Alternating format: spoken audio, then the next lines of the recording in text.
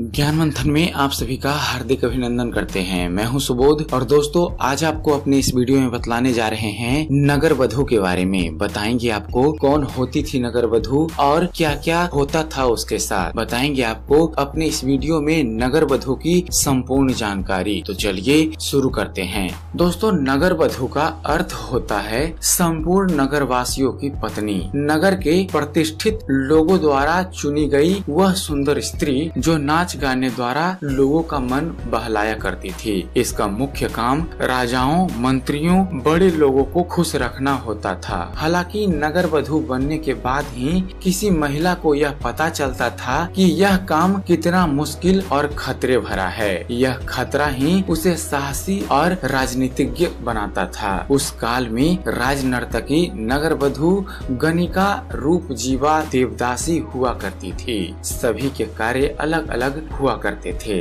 चलिए दोस्तों आप सबको संक्षिप्त रूप में इन सब की जानकारी देते हैं। पहले बात करेंगे नगर वधू के बारे में। दोस्तों कहते हैं कि उस काल में शहर की सभी खूबसूरत लड़कियों को एक प्रतियोगिता में भाग लेने को कहा जाता था। जो लड़की उस प्रतियोगिता को जीतती थी उसे नगर वधू बना दिया जाता था। इसके बाद उसे फूलों से भरा बहुत बड़ा बक्सा और सभी तरह की सुविधाओं से युक्त महल मिलता था। दूसरी थी रूप जीवा। दोस्तों रूप जीवाओं के तहत नटी वेश्याएं थी जो गीत नृत्य से अपना जीवन यापन करती थी।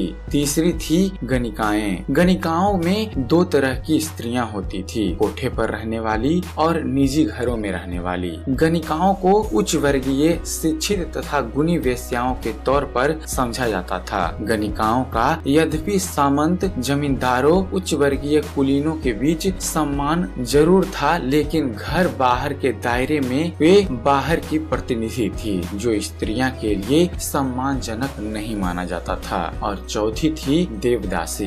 दोस्तों उस तरह की महिलाएं किसी धर्म के कार्य के लिए अपना जीवन अर्पित कर देती थी। दोस्तों नगर वधू शब्द का चलन खासकर उस क्षेत्र में ज्यादा प्रचलित था जहां बौद्ध संघ का प्रभाव था। वैशाली की नगर वधू के बारे में पढ़ने को मिलता है। आचार्य चतुरसेन ने आम्रपाली नामक एक नगर वधू पर उपन्यास लिखा है। इसी तरह देवदासी प्रथा पर देवांगना नाम का एक उपन्यास पढ़ने को मिलता है। आम्रपाली के बिछुनी हो जाने के बाद उसके महल और उपवनों को चातुर्मास में सभी बिच्छुओं के रहने के लिए उपयोग में लिया जाने लगा था। आगे चलकर वह बुद्ध के संघ में सबसे प्रतिष्ठित बिछुनी में से एक बनी। दोस्तों इस नगर वधू के पास उसकी कई दासियां, कर्मचारी और सुरक्षा कर्मी होते थे। नगर वधू का देवियों की तरह सम्मान किया जाता था। यह भी कहा जाता है कि उस समय इस नगर वधू के साथ रात गुजारने की कीमत इतनी ज्यादा होती थी कि शाही परिवार के अलावा कोई अन्य इसे जुटाने की सामर्थ्य नहीं कर पाता था।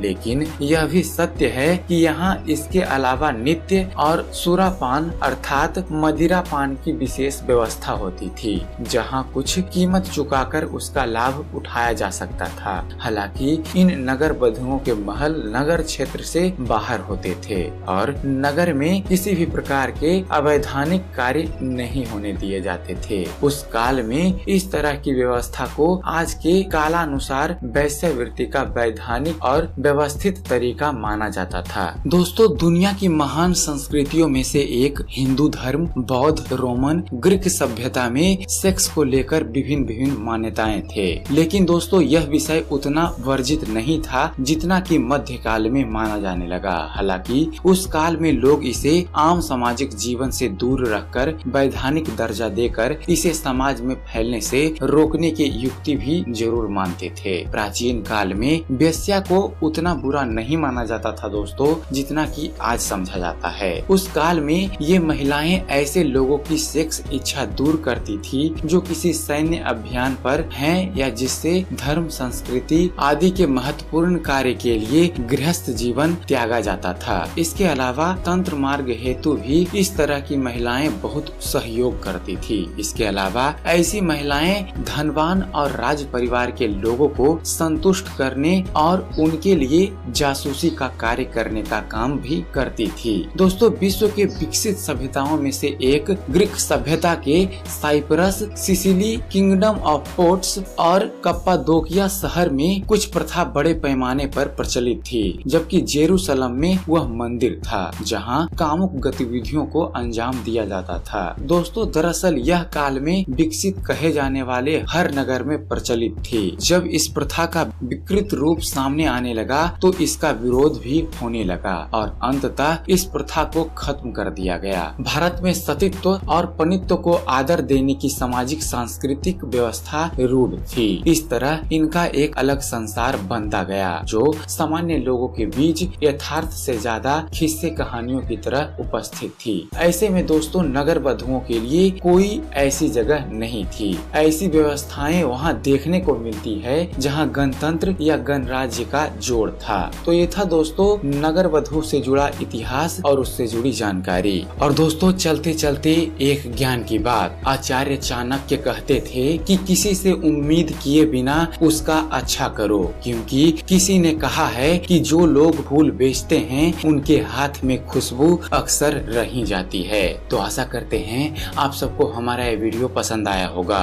अगर आपको इस चैनल पर दी गई जानकारी पसंद आती है तो आप हमारे वीडियो को लाइक कीजिए, शेयर कीजिए, हमारे वीडियो के बारे में कमेंट कीजिए कि आपको यह कैसा लगता है। और साथ ही साथ हमारे इस चैनल ज्ञान मंथन को सब्सक्राइब करना ना भूलें। हमारे चैनल को सब्सक्राइब कीजिए और हम आपके लिए ऐसे ही धर्म और इतिहास से जुड़े हुए वीडियो लाते रहेंगे। तो जुड़े रहिए हमारे चैनल के साथ और देखते रहिए, जानते रहिए। धन्यवाद। जय हिंद।